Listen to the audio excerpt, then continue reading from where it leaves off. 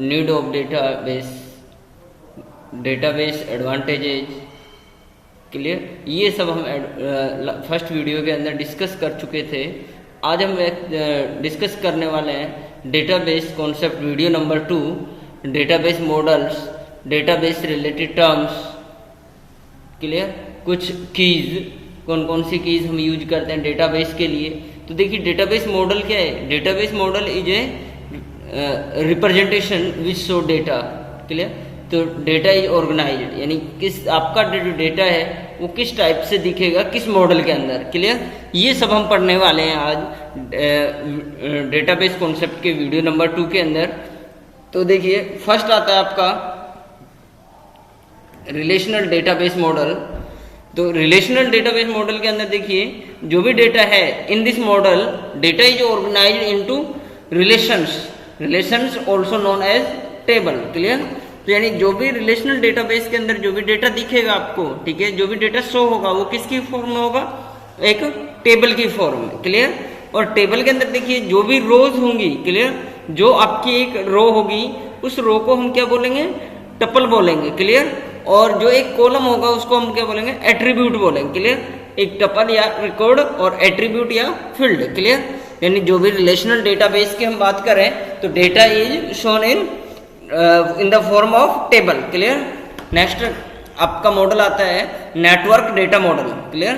तो network data model के अंदर देखिए जो represent by collection of records and relationship among data is shown as link, यानी एक नेटवर्क यानी एक ट्री की फॉर्म में, जैसे ये आपका डेटा है, क्लियर, इससे ये नेटवर्क क्रिएट हुआ और इधर से फिर ये नेटवर्क क्रिएट हुआ, इस टाइप से देखिए इनका नेटवर्किंग चलती रहती है इस टाइप से, क्लियर।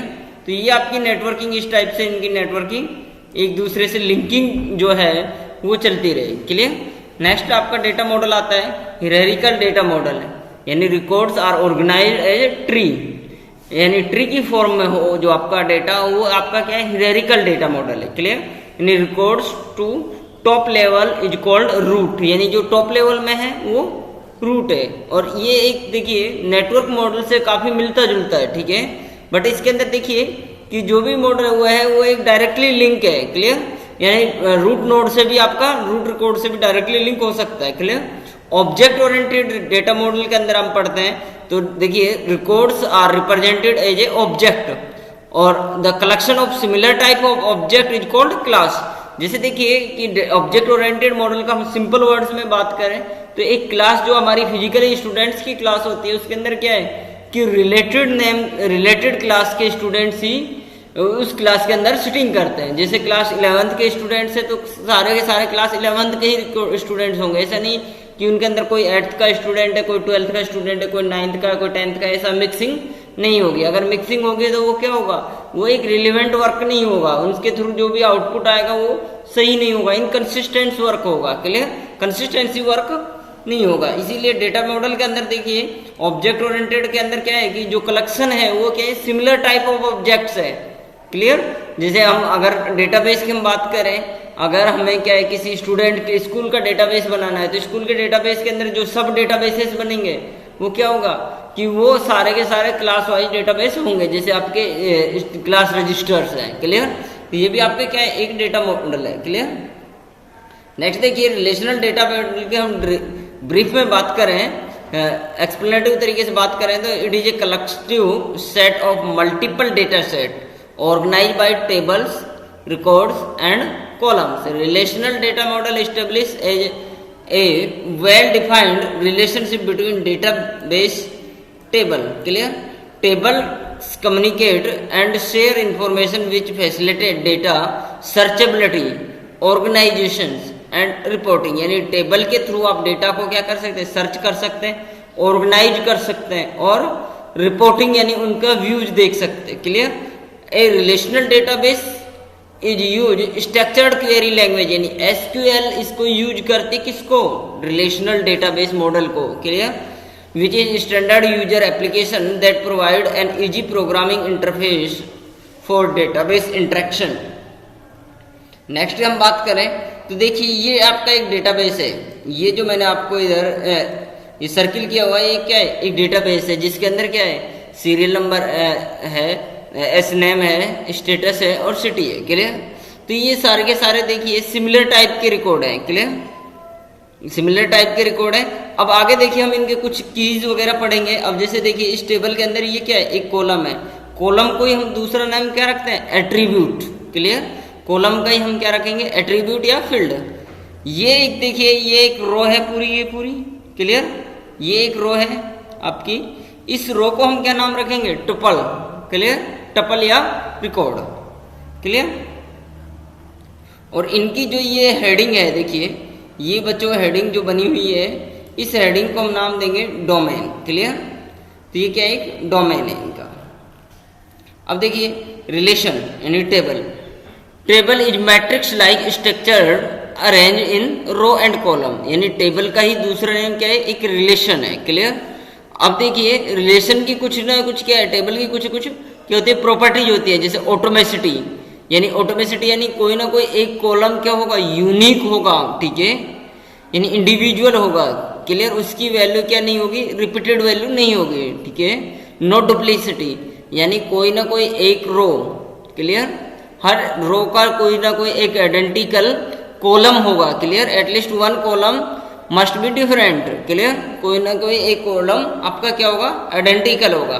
और ऑर्डरिंग की बात करें तो ordering of row and column is immaterial, यानी सबके सब क्या होंगे, एक पर्टिकुलर ऑर्डर के अंदर होंगे। क्लियर? नेक्स्ट डोमेन की बात करें, domain is collection of values from which the values is derived for a column. यानी एक कॉलम के अंदर जो भी वैल्यूज का कलेक्शन है, that is called domain. Clear? Tuple, entry and record. तो row of a table is called tuple, entry and record. Attribute की हम बात करें तो एट्रीब्यूट क्या है, column of a table is called attribute और फील्ड। डिग्री की हम बात करें तो नंबर ऑफ कॉलम्स या number of attributes in a table is called degree.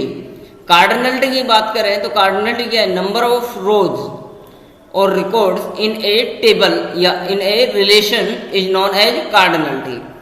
Keys की बात करें, देखिए keys plays an important role in relational data model.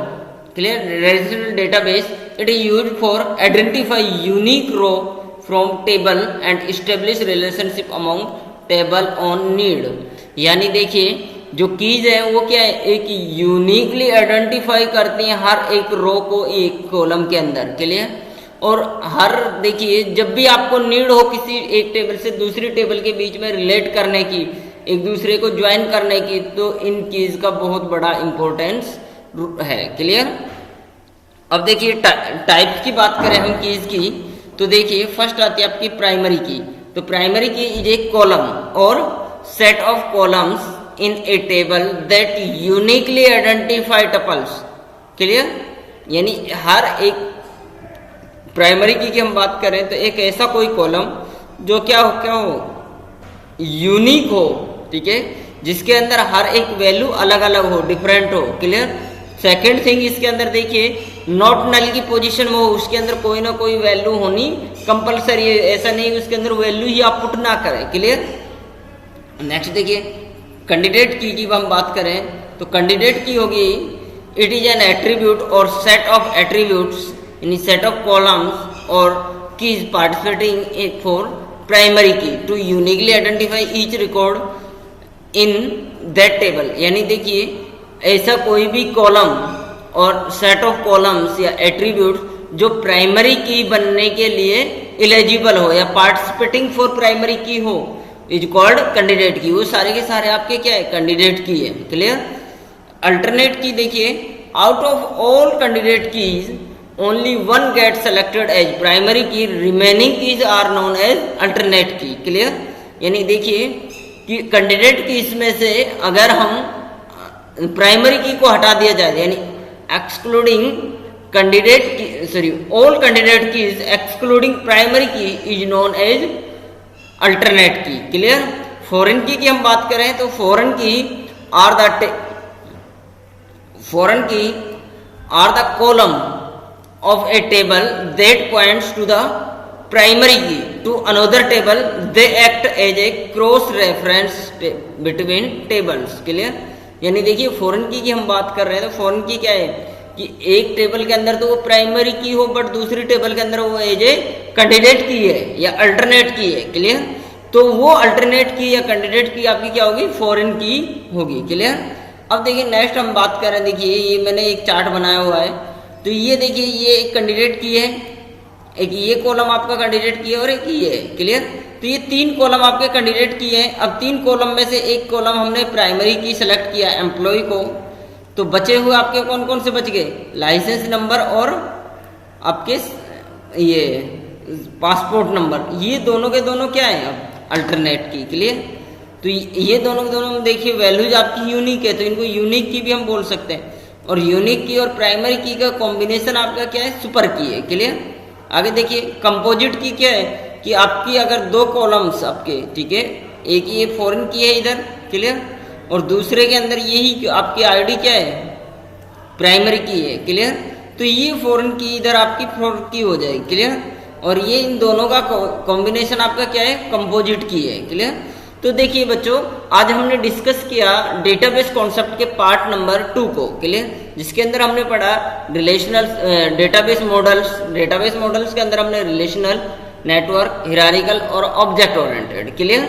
इसके बाद में फिर हमने पढ़ा डेटाबेस से रिलेटेड कुछ टर्म्स, जिनमें हमने attribute, tuple, degree, cardinality, clear, ये सब पढ़ा हमने। क्लियर?